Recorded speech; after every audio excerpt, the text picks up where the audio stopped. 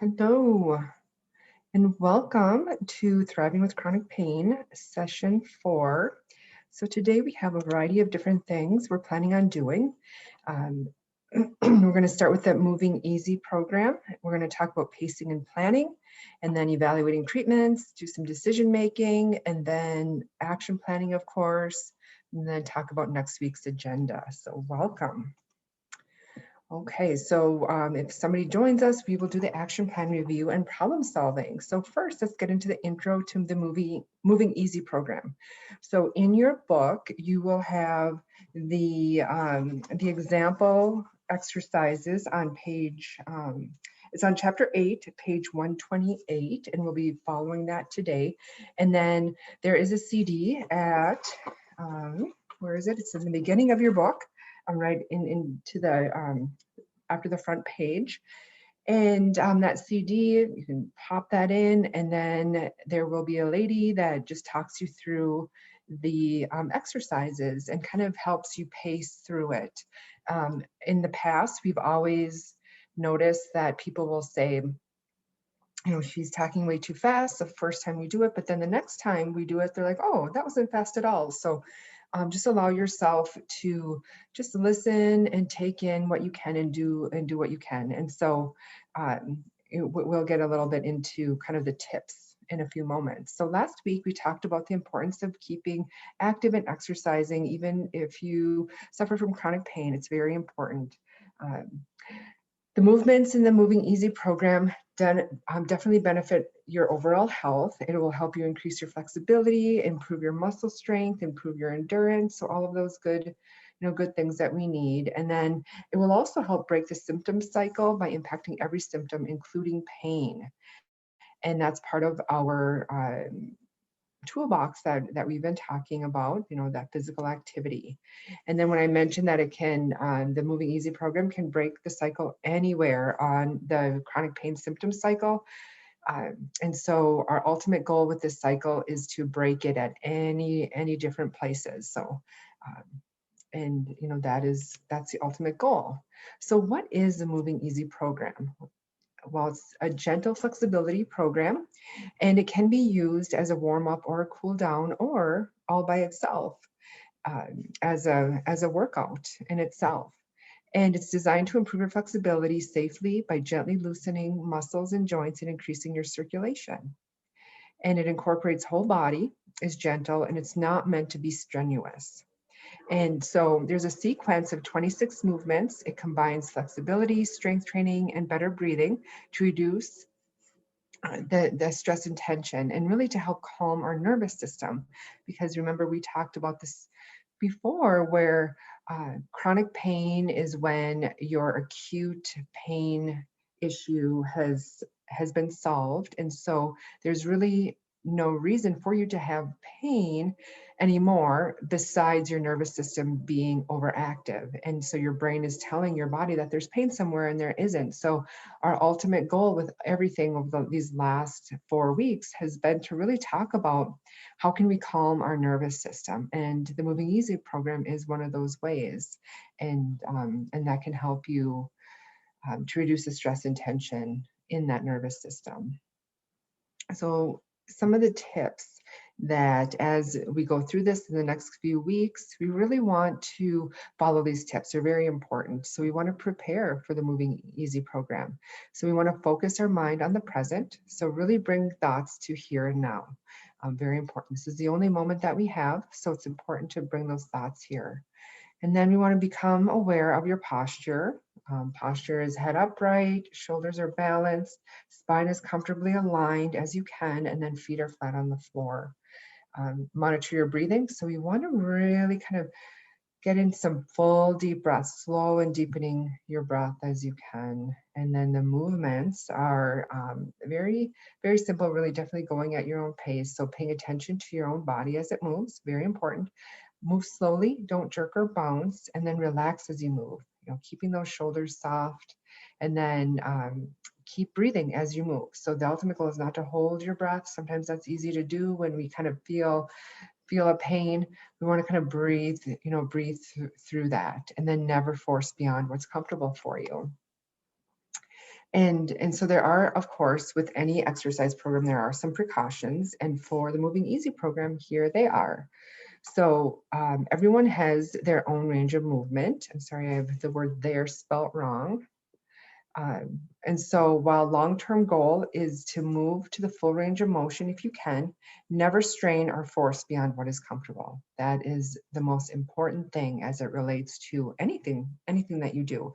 So the program should feel good as you're moving and stretching and strengthening. However, listen to your body as well. So only go to what is comfortable. I will be going through the full range of motion, but you do not have to go through it. Be sure your neck, back, and other exercises are okay for you. So check with your healthcare provider if you're not sure.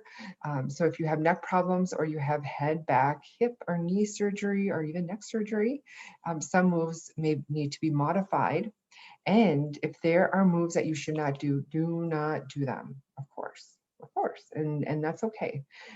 When moving from sitting to standing, if you decide to stand, avoid tipping your body backwards. So all exercise can be done sitting if needed. And I will do all the exercise seated today, but if you want to stand up, you definitely can. So Moving Easy program, like I mentioned, the CD is in your book. Pictures are in your book to help guide you on page 128, and let's practice. So what I'm going to have you do is sit on the edge of your chair, feet flat on the floor, taking in a deep breath, filling your belly, and filling your lungs all the way up to your chin, chin in just slightly. Let's do that one more time. And this time as you breathe in, try to bring your shoulders up a little. And as you exhale, try to bring your shoulders back and down just a little bit, chin in. Some good posture going on right here. Okay, so the first exercise we're going to do, I'm on page 128, put my hands down to the sides of me. And then all I'm going to do is inhale, and I'm going to lift my arms up to the side and all the way up as far as I can. Just as high as you can, very gently and slowly. And if you can go past your shoulders, then if you can, then bring your hands together. So if you can only go halfway, bringing your hands together. If you can go all the way, bring your hands all the way up and together, and slowly bring your hands and guide them down toward the center of your body. And let's repeat, lifting up, hands together and guiding them down. Go as slowly as you need to. We're not in a rush. It's not a race. If you can only get one of these movements in the time that I've done 2 or 3, that is okay. Good. When you're done, we'll finish by guiding your arms back down to the side of your body. Good. Now the next one is called ear to shoulder. So focusing on your head, you want to bring your ear a little closer to your shoulder and just hold the stretch. And return to center. Let's repeat on the other side. Gently bring your ear down to your shoulder and hold the stretch.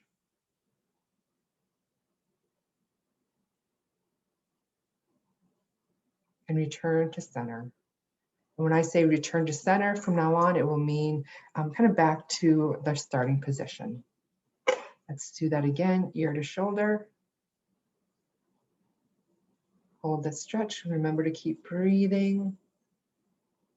And as you exhale this time, return to center. Inhale down the other side. And exhale to the center. All right, the next one is called the side look. And so gently turn your head and look to the side. You may feel a little stretch or tension release. Return to center and the other side. Just look to the other side. And return to center. Let's go back to the other side. Return to center and the other side. And return to center. Good. Okay, the head bow is next. So gently drop your head to your chest and hold. Feeling more tension, leave that area.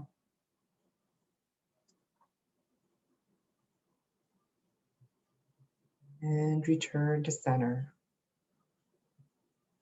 Let's repeat. Drop your chin down to your chest and hold.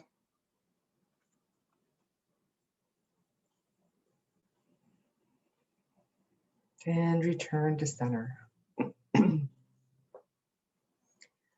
Now, the next one is called shoulder rolls. Bring your attention to your shoulders and think about making small, gentle circles forward, starting with small circles and increasing them in size, remembering that even the smallest of movements can be beneficial. Now reverse the circular movement back and up and over, making small, gentle circles and increasing them, and feel the tension start to ease. You can repeat this a few more times, maybe a couple back and a couple forward. Just return to center when you're ready. The next exercise is called side turn. Placing both hands on one thigh and using your body's midsection, gently look to the side, turning your head, shoulders, and chest, feeling a lengthening in your spine, and hold. Both hands on one, looking towards center, moving head, shoulders, chest to one side, and just hold. Continue to breathe. Then return to center. Hands on the other knee. Turn your head, shoulders, chest, and look to the other side. And return to center. Good. The next one is called scoop and splash. And so this is a larger movement. And so what you want to do is reach your arms behind you down low. And then all you want to do is just reach forward with your whole body. So if you're close to a table, you might have to move away a little bit. And you just want to like scoop up water from the ground and reach it behind you. Scoop up water and then splash it behind you. Scoop and splash behind you. So while you bend forward from the hips, keeping your back straight, reach down to the best of your ability with comfort and no pain. And just picture scooping water from beneath you and slowly sit back up, splashing the water over your shoulders. Let's do that one more time. Reach forward, scoop it up, and splash it behind you. Good. The next one is called squat up. So if you are able to stand, using your hands, you want to lean forward and lift yourself out of the chair, focusing on the large muscle groups at the tops of your legs, and stand up. So you want to avoid tipping your body backwards, since this may strain your lower back. So you're leaning forward and then up, and then coming back down. Forward, up, and then coming back down. It's always good to use your hands to support you as a weight, counterbalance yourself, come up, and then come back down. Good, that's a squat up. It's really good for overall strength. If you can get up from sitting without using your hands, then you can make really good strides in overall balance and stability. If you have a hard time with this, this would be a really good exercise to continue to do, maybe even daily, to help with that stability and balance. The next one is leg kicks. And so you can be standing or sitting for this one. And so if you are standing, you want to move to one side of your chair, holding gently on the chair for balance. Or if you're sitting in your chair, that is fine. So then you just want to extend one leg forward and move it as though your foot is going through a shallow pool of water, just back and forth, back and forth. And just imagine that you're kind of kicking the water. And then go ahead and return to center, and then pick up your other foot and do the same thing. Just kick it forward and back, like you're kicking some water in front of you. Good. And then meet me in the center. The next one is leg swings. So if you're standing up or sitting, what you want to do is use one of your legs and gently glide your leg through the shallow pool of water from side to side in front of you. So just imagine that you're kicking that water side to side now. Repeat with gentle, slow, easy movements. And then go ahead, put your foot down, and then the other foot, same thing. Just side to side, kick that water. Good, do a couple more times. Remember to keep breathing. And hand comes down. Meet me in the center. The next one is called flex and point. And so this one, if you're standing, all you have to do, or if you're sitting, is go ahead and so with, let's say your left foot is firmly planted on the ground with your knee in a 90 degree. With the right foot, what I want you to do is go ahead and put like point your toe, point your foot and your leg so your knee is bent, or your knee is straight. That's what I'm saying. Your knee is straight. And then all you want to do is point and flex your toe. So point your toe, flex your toe, up and down, up and down. Do that a couple of times and then bring that in. And then now your left leg goes, your knee goes straight. And then up and down with that toe, kind of feel that stretch and kind of that contraction when it comes up. Flexing and contracting. Good. Okay, and then meet me at the center. The next one is called leg kicks.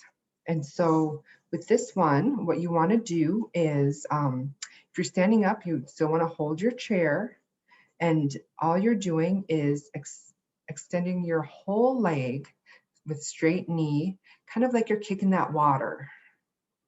And so if you're sitting, what you want to do is kind of do the same thing like we were doing when we were kicking that water, but you want to extend the range of motion a little bit higher. So really get that leg up, almost parallel to or perpendicular to the floor if you're sitting. If you're standing, just do some leg swings back and forth. Good. And that foot down, and then let's do the other leg.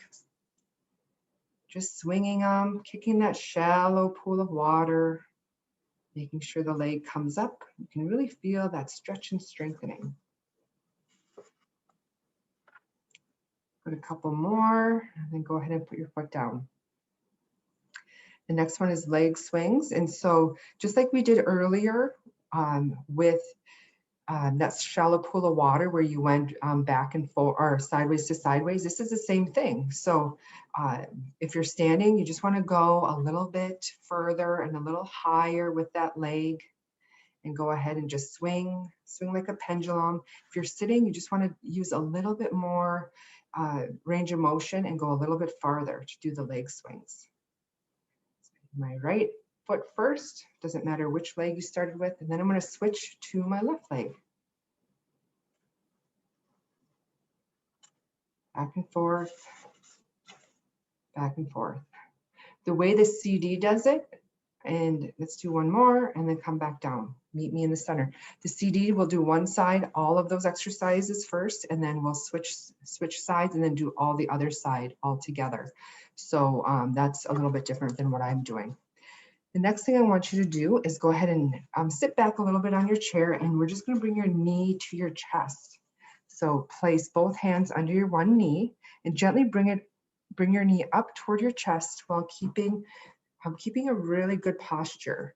If you have hip and back problems, you may want to just lift your knee without using your hands and just feel the gentle stretch in your hip and bottom area, and hold for 2 to 3 seconds. And then place your leg back on the floor. Then change legs and put your hands under your other knee and lift up. And then place that leg back on the floor. And let's do that one more time. So remembering your straight posture, first one side. And then down. And then the other side, up and down. Good. Good job. And so now, we're kind of out on our chair just a little bit. We want to slide, slightly forward on our chair, crossing your arms in front of you, in front of your chest, and holding on, or you can hold on to the sides of your chairs. And then very slowly, we want to get to about a 45-degree angle using your abdominal muscles and hold. So we're just kind of reaching back just a little bit and holding. You can feel your abdominals working. And then come back up. Only go to what feels comfortable. Abdominal work can be this easy. Just feeling a little bit of tightening in our abs. Just trying to hold ourselves up and keep breathing. And come on back up. Good. The next one is called ankle rotation. And so go ahead and extend one leg in front of you, one foot in front of you, and then rotate the ankle in one direction. So we're just making little circles with your ankle. Maybe do about 3 to 5 of them and then switch side or then switch directions. Do about 3 to 5 on that side. And then switch legs, go about 3 to 5 ways on the other side, just direction. And then switch directions 3 to 5 times the other way. But I can already feel how that feels, so that's good. The next one is a hamstring stretch. So place your foot on the floor slightly in front of you and gently lean forward as if making a little bow and stretch the hamstrings. And that is you might feel the stretch right in the back of your knee. And so you want to move slowly and gently and comfortably. So just kind of leaning forward, hold for a few seconds, return to center. Let's do this one more time. Return to center and then switch legs. Making sure you have a good posture, holding on to your leg if you need to. Just reaching forward, feeling that stretch in your hamstring. Return to center. One more time forward. Return to center. And then again, the way the book works is they work one side at a time. So ankle rotation and then hamstring on one side, and then they switch to the other and do ankle and hamstring. But I just did them together. The next one is a side stretch. So you can kind of sit back in your chair just a little bit and hold your, you can hold on to the side of the chair if you'd like, and take a deep breath in and out. Now what I want you to do is lift one hand up and over as far as you can, wherever you can. And then just kind of exhale and just lean to the side just a little bit. Bring it back to center. Let's do that again.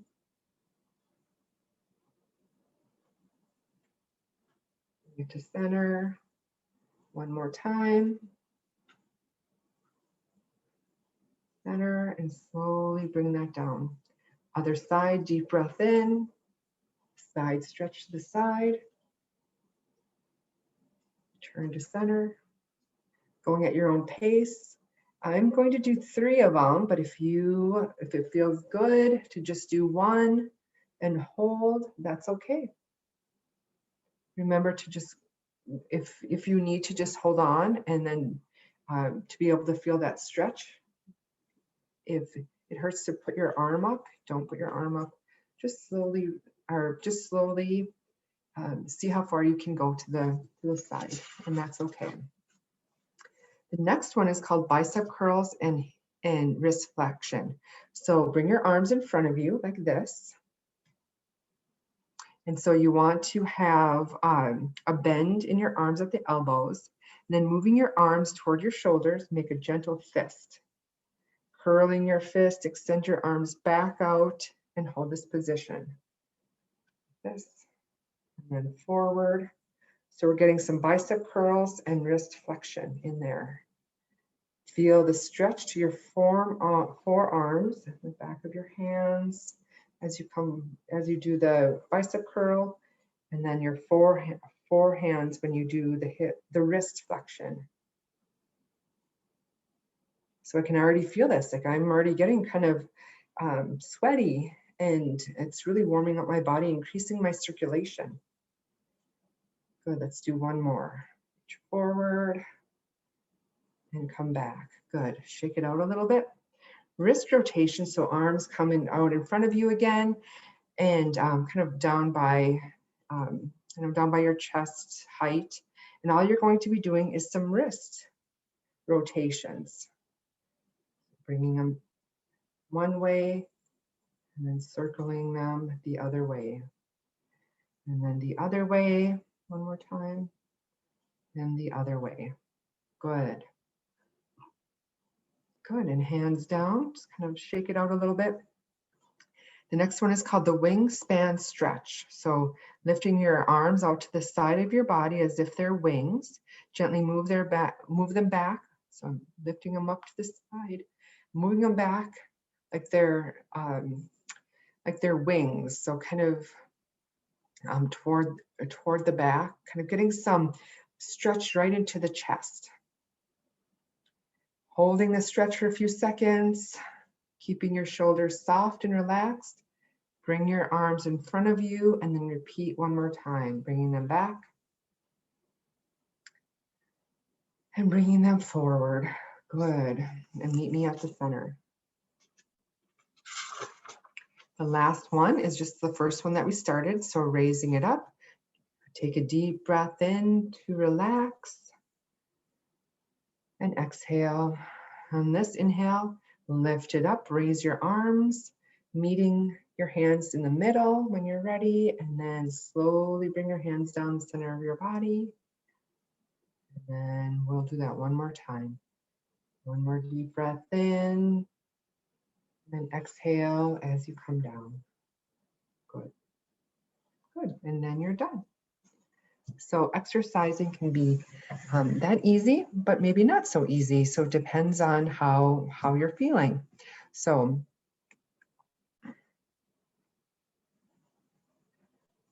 okay, so sometimes we want to push through things and we want to get it done, and we want to push past our limits, but that's really where the planning and our pacing and planning comes in. And we talked a little bit about this last week, but this week, let's really delve into it. So it's really can be difficult to balance activity with rest, especially with chronic pain. Sometimes, we have a lot of pain and we think, oh my gosh, I'm going to rest for a long time, and I think that will help. So what happens is resting too much leads to reduced activity. And if you don't do anything, if you just kind of sit there and wait for your pain to go away, what happens is we lose 10 to 20% of our muscle strength by being inactive for just 1 week. And that's a lot of muscle strength. So now we've lost 10 to 20% of our muscle strength, and we have become so out of shape that even easy movements can hurt. And that's not because of the chronic pain condition, but it's actually due to shortened, tight, tense muscles. And that really leads to this vicious cycle of more pain. So we have pain, so we rest, and then while we're resting, that really equals reduced activity. Then we have less muscle strength, and then we have more pain. And so that's a vicious cycle of underdoing activity. So there's another extreme to that. So the other extreme is pushing your body too much and overdoing the activity.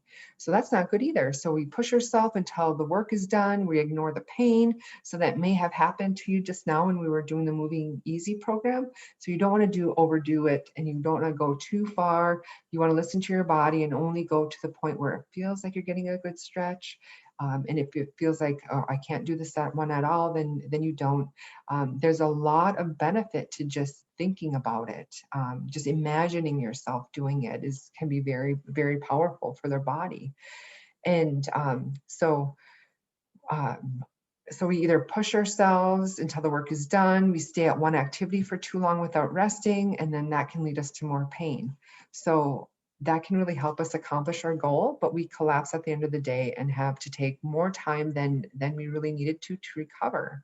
And recovery can really be slow and depressing. So that leads into the vicious cycle of more pain. So we recover, we're feeling pretty good. Then we feel better and we push ourselves and we have more pain and we collapse and recover. And then we feel better. So we push ourselves to more pain and then we collapse. It takes a while to recover. So this is the vicious cycle of overdoing activities. So how can we figure this out to really pace and plan? And that's part of our pain self-management toolbox, right there underlined. So here are 10 pacing tips.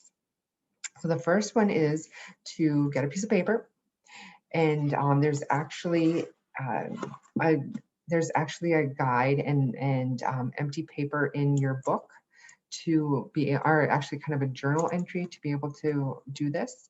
So you monitor your daily activities, including rest periods. You keep a diary for a couple of typical days, and then you note activities that you do and how long you spend doing them before you're bothered by pain. And then you can also note your rest period and how long you rested. And then the second tip and step is develop an activity schedule. So that includes rest periods and really stick to your plan. So for example, once you kind of look at your monitoring of your daily activities, you might notice something kind of interesting, that you can do 5 minutes of rest for every 20 minutes of activity. And that goes into really looking at that daily activity plan. So the ultimate goal is number 3, is that's to be time oriented, not pain oriented. So knowing how long you can do an activity before your pain gets worse means you can schedule specific activities for a specific amount of time and rest periods for a specific amount of time. This keeps you and not the pain in control. So it can be very, very empowering just to have that awareness of what is working for you.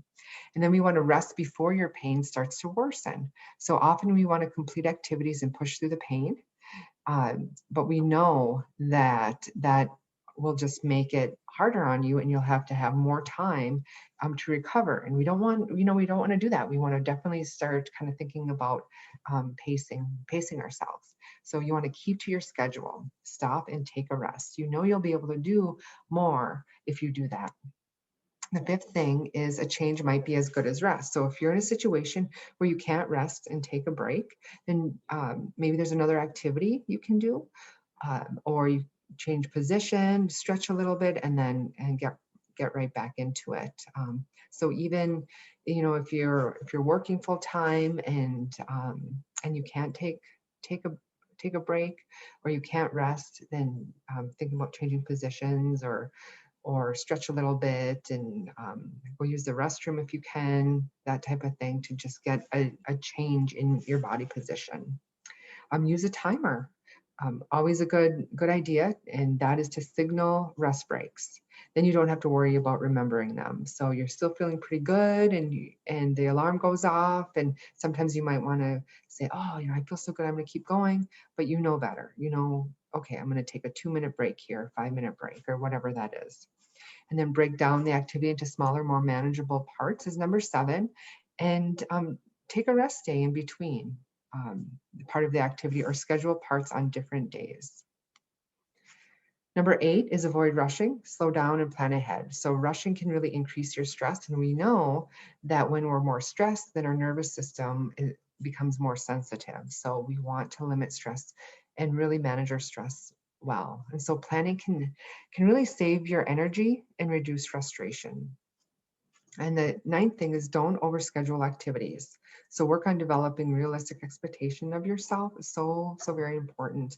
And sometimes you just have to say no, and that's okay. That's really being part of a good self-manager, and really making sure that you are upholding your own values and having some strong, loving boundaries around your time and around what you want to do. So and around your pain condition as well. So sometimes you just have to say no, and that's okay. And number 10 is prioritize your activities. So some days you might not be able to get everything done. So ask yourself, like, what is the most important thing that you'd like to accomplish, and then work on that. And so, if you want to write down a list, and say, all right, I really want to, get these three things out of these 10 things done today. And then look at that and say, okay, this is the most important. And, the list will still be there tomorrow. And that's okay. That's okay. So as it relates to kind of these pacing and planning and kind of going through, sometimes you might hear of like a treatment that might help with pain or fatigue or, whatever that is. And we hear about those a lot. So we hear about new treatments, new drugs, nutritional supplements, alternative treatments. We hear about these all the time. We hear about them on TV and on the radio, if we're looking through a newspaper or a magazine, and it is amazing how many drugs are advertised from the pharmaceutical industry on the TV, where it says talk to your doctor about this, and that never used to be the case. Like, we didn't know about drugs before we went to the doctor, and now we do. So that's not always a good thing. And so we do know that chronic pain conditions seldom have a cure. And it's oftentimes it's easy to hope that these things will help us, these things that we hear. And so sometimes we want that magic bullet that will take the pain away completely, but we know that's not how it works. So it's important to really evaluate these treatments so you can make an informed decision about whether or not to try them. And this is important for any treatment: a medical doctor recommendation, complementary or alternative treatment. So anything that you hear. So what are the steps and what are the things to think about when you're evaluating these treatments? And really it's, where did I learn about this? Did you hear it from your doctor, your healthcare provider, in a scientific journal, a tabloid, an ad on TV, your neighbor, a flyer? A lot of different places that we hear about these things. And were the people who got better like you? Age, gender, lifestyle, same health problems, etc. So I'm kind of thinking about that. Could anything else have caused these positive changes? Seasonal change, other medication, emotional or stress level changes? So kind of really, putting on your thinking cap and evaluating these things. Um, does the treatment suggest stopping other medications or treatments, maybe due to dangerous interactions? So that's definitely kind of can be a red flag to a new treatment. The next thing is, does treatment suggest not eating certain foods? So does it eliminate or any important nutrients or stress only a few nutrients? So definitely kind of thinking about that and looking kind of deeper into that to make sure that it says you're not supposed to eat any carbs. Well, we know that fruits and vegetables are carbs, and fruits and vegetables also have a lot of vitamins and minerals. And so we wouldn't want to eliminate those things. So just kind of thinking in terms of, what does the treatment suggest? And the sixth one is, can I think of any possible harm? So natural, when things say natural or organic and things like that, natural isn't necessarily better. And just because it comes from a plant or animal, thinking about hemlock is natural, but it's a deadly poison. And so we want to make sure that we know, we hear that word natural all the time now, and we want to make sure that we're really looking into that. And then it's a good idea to ask your doctor or your pharmacist to see what they have to say. And a pharmacist is a great place to go because they've done a bunch of studying on medications and how it affects your body. And so that is a good resource for you. And can you afford it? Number 7. So can you afford the financial cost, the physical cost, the emotional cost if the treatment doesn't work? So that's something to think about. And number 8 is, are you willing to go to the trouble and expense of it? Do you have the necessary support put in place? Are claims or promises made for a cure? If so, look elsewhere. So if found on the internet, was it a reputable source? And so that's what we're going to be talking about next is some of these internet sources that we can gain so much information, some good and some not so good. So kind of really asking yourself these questions when you're evaluating a new treatment. So if you're looking at the internet for a source of information, the URL is very important, and that's the dot. So the .edu, the .org, .gov, and .com. So here's a great website, and that's patienteducation.stanford.edu. And that's actually the Stanford Patient Research Center, and that's actually where this this program is evidence-based and came from. And so the .edu means that it's an education institute, such as the college or university. And then we have the acpa.org, and that's the American Chronic Pain Association. So the .org means that it's from a nonprofit institution, usually, or an organization in the United States. And then there is the National Center for Complementary and Alternative Medicine, and the NIH.gov. And so .gov is a governmental site. And usually governmental sites have a lot of overlook. So there's a lot of different people overseeing those sites. And then we get into the .com and the .biz or .co. And here's webmd.com. And so it's a commercial or for-profit. And usually it's they either want to sell you something or they have ads in them that sell you something. But you know, some of that information can be really, really good. Some of them not so good. So when you're going online, you know, if you see it kind of like on a .com site, but then you also go on a .org or .edu or .gov, and you kind of see that same information, then you can kind of evaluate that information a little bit more. And just like there can be some not so good stuff on the .com sites, there can also be some not so good stuff on the other sites. And so things are always changing, new research is always being done. So definitely looking at everything with kind of a two lens, like trying to evaluate in many different lenses, and talk to your doctor, your pharmacist, and look at many different sites. So, and that's where it comes to, is really making decisions for yourself. So evaluating treatments, looking at different things, information, and how do you make a decision, especially if you've asked yourself those questions and now you say, well, you know, I heard this on the internet at a .edu, and I heard this from a friend, and I did all my research, and I asked myself all those evaluating treatment questions, and I'm trying to think, should I take this or not? Or so we're going to go into this decision-making process. And it can be done for medication. It can be done for any decision that you have to make. If you want to go on a trip somewhere, I did have a lady use this process because she really wanted to go on vacation, and she hadn't been on vacation for a long time. And so this process made that decision easier for her. And so you can, any decision in your life, it can make challenging decisions easier. And then even in times of uncertainty where you're just like, I don't know what to do. So let's look at that process. Decision making is part of the self-management toolbox. And here are the decision making steps. So the first thing you want to do is identify all the options. For example, trying to decide on whether to start a new medication or whether to take a trip. So starting to take a new medication or not, whether to take a trip or not.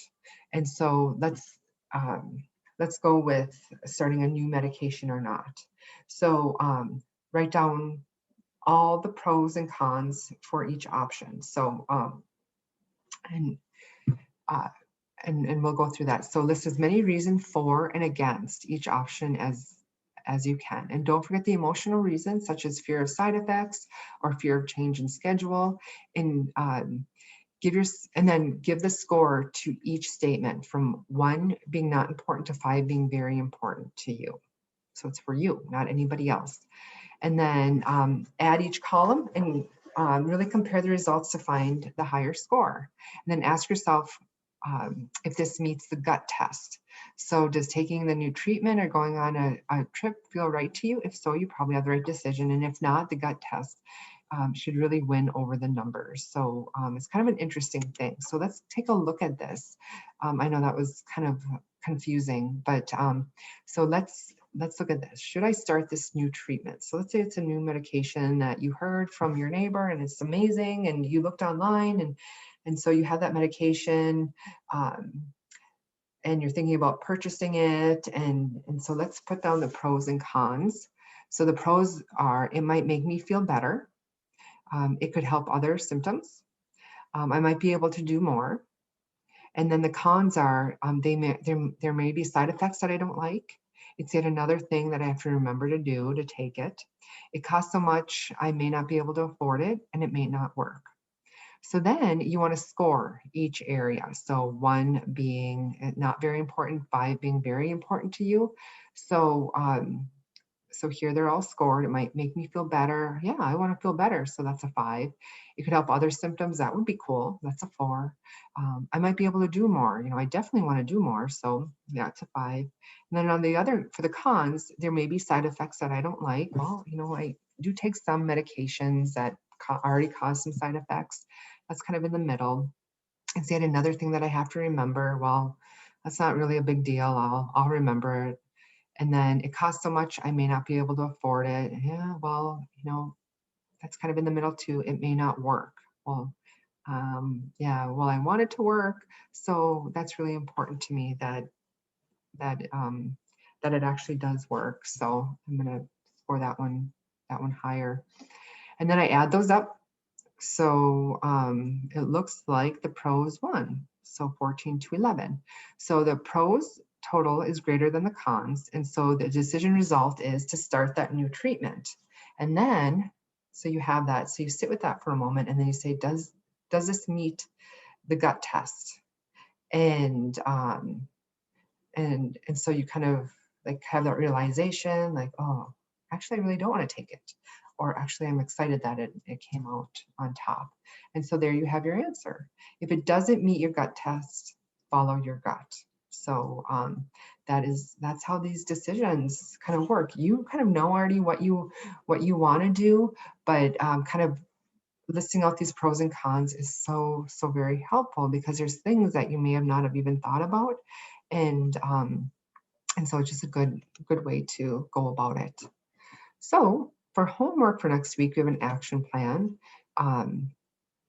And that's the same thing we've been doing. So something you really want to do, achievable, action specific, and an answers these questions. So what is it? How much time? When are you going to do it? How often are you going to do it? And then your confidence level, 7 or higher. And then today we talked about the MEP program. So the Moving Easy, pacing and planning, evaluating treatments, and making decisions. So you can definitely do something around one of those areas that we talked about, or it doesn't have to be something that you really want to do. And then next week, looking at our action planning again, the Moving Easy program practice we'll do again.